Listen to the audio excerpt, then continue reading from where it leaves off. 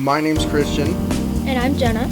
And we're doing a new piece for the Thunderbeat. It's a news piece. It's a generalized news piece. It's going to be news from all over the world, the nation, everywhere. And we divided it up into a couple categories: entertainment, sports, local, and interesting.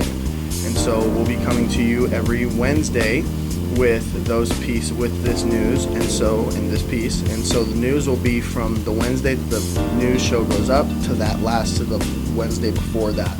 So it'll be a week's worth of news all condensed down into this little video, and we hope you enjoy. And we're going to start out with entertainment news.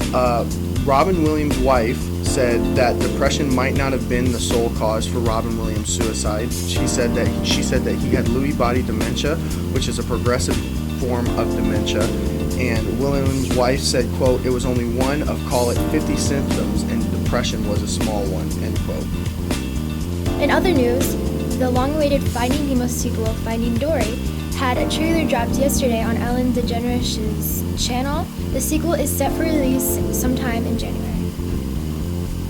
In sports news, this is coming out yesterday morning, former Braves pitcher Tommy Hanson is dead at 29 after a catastrophic organ failure.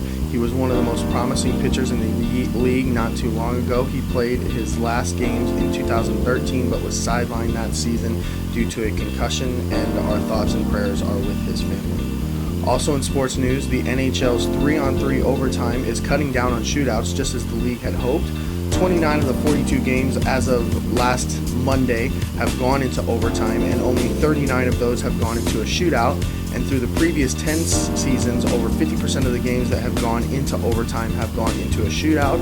So it looks like what the league had hoped in reducing shootouts is actually working, and the plan is a good one. In local news, Bellevue Public Schools has decided to keep its transgender policy in the face of heavy criticism. The board meeting met Monday night, and there was a lot of heated parents there, parents with heated opinions on the matter, whether it be for or against the policy. And board member Phil Davison said, we were stuck between a rock and a hard place," end quote. Board member Mike Kinney also said, quote, "It would be very hard for us to pull out of this now," end quote. So I think it's nice that Bellevue Public Schools is going to keep the policy and keep it alive and well. And I feel they may make a couple changes to it later on, but they may or may not. Who knows? We'll see how that plays out. It's good that they allow people to have their own identities. Very true. Also, out of Missouri, this happened on Monday.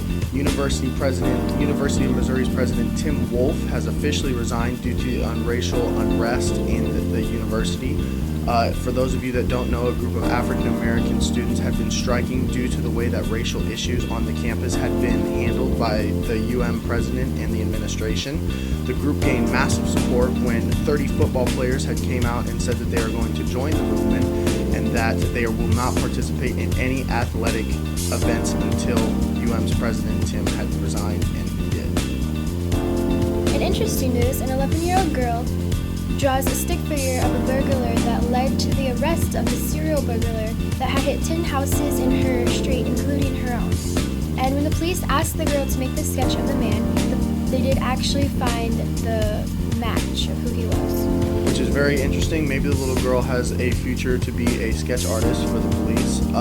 I will put the sketch in this video. It's a very cute little sketch. I mean, it looks a lot like the guy himself, but it's interesting that sketch is what helped the police find the burglar and got him arrested. She could have a very promising future. She could. Well, that was our little piece show.